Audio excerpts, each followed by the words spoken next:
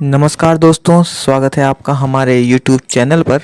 और आज की जो ये वीडियो है इसमें हम आपको बताने वाले हैं कि अगर आपका क्रेडिट स्कोर लो है तो आपको एक पर्सनल लोन कैसे मिल सकता है। तो चलिए वीडियो को शुरू करते हैं। देखिए, जब भी कोई इमरजेंसी कंडीशन आती है या आपको अपने घर या ऑफिस को अपग्रेड करना होता है तो सबसे पहला ख्याल जो हमारे मन में आता है वो पर्सनल लोन लेने का ही आता है। लेकिन अगर हमारा क्रेडिट स्कोर कम हो तो पर्सनल लोन मिलने में बहुत प्रॉब्लम आती हैं। तो हम यही देखने वाले हैं इस वीडियो में कि अगर हमारा क्रेडिट स्कोर लो है तो हमें पर्सनल लोन कैसे मिल सकता है। पर्सनल लोन कोलेटरल फ्री होता है, जिसका मतलब है कि लेंडर सिक्योरिटी के तौर पर किसी प्रॉपर्टी या फाइनेंशियल एसेट्स की डिमांड नहीं करता है। इसलिए लो क्रेडिट स्कोर वाले व्यक्ति को पर्सनल लोन देना थोड़ा मुश्किल हो जाता है। और यही कारण है कि लो क्रेडिट स्कोर होने के कारण लेंडर्स या तो आपकी एप्लीकेशन को रिजेक्ट कर देते हैं या लोन पर बहुत हाई इंटरेस्ट वसूल करते हैं। हालांकि हर समस्या की तरह आप इस समस्या को भी सॉल्व कर सकते हैं, क्योंकि लो क्रेडिट स्कोर होने के बाद भी उचित ब्याज दर पर पर्सनल लोन पाने के बहुत से तरीके हैं। तो चलिए उन्हीं के बारे में बात करते हैं। आपका क्रेडिट स्कोर आपके क्रेडिट कार्ड बिल पेमेंट की हिस्ट्री को दिखाता है और यह भी दिखाता है कि क्या आपने पास्ट में लिए गए किसी भी लोन पर ईएमआई को समय पर चुकाया है या नहीं। क्रेडिट स्कोर आमतौर पर 300 से 900 के बीच होता है। 750 और उससे अधिक का स्कोर अच्छा माना जाता है और इससे पर्सनल लोन पाना कंपैरेटिवली आसान हो जाता है।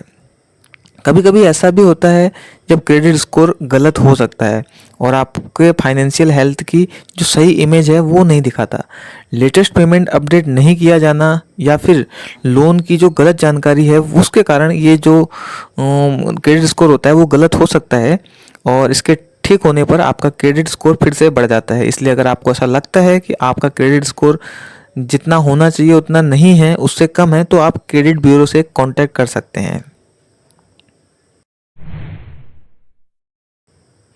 जैसा कि हमने आपको बताया कि एक पर्सनल लोन एक कोलेटरल फ्री लोन है और इसकी अप्रूवल देने से लेंडर का रिस्क बढ़ जाता है। इसलिए अगर आपका क्रेडिट स्कोर लो है तो कम अमाउंट के लोन के लिए अप्लाई करें ताकि लोन मिलने की पॉसिबिलिटी बढ़ सके।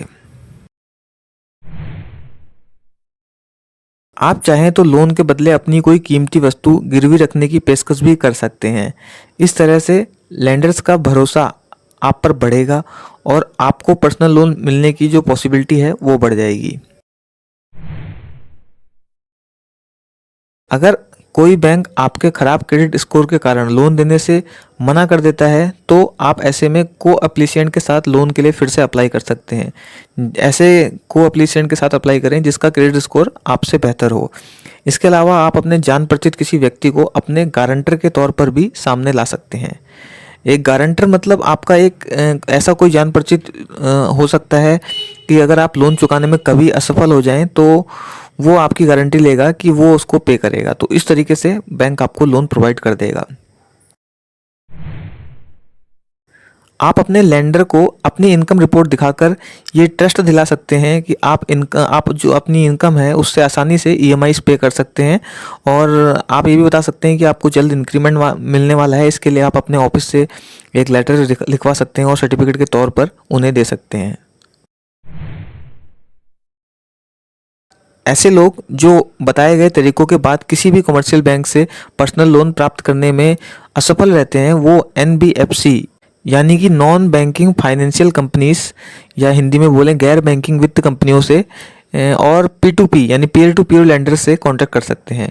एनबीएफसी और P2P लेंडर्स आपको पर्सनल लोन देते समय कमर्शियल बैंक के कंपेयर में ज़्यादा फ्लेक्सिबल होते हैं। तो इस तरह आपको एनबीएफसी और P2P लेंडर के जरिए पर्सनल लोन प्राप्त करने का एक अच्छा मौका मिल सकता है। लेकिन यहाँ पर जो कमर्शियल बैंक होते हैं उनके कंपेयर में यहाँ पर इंटरेस्ट रेट थोड़ा सा हाई होता है।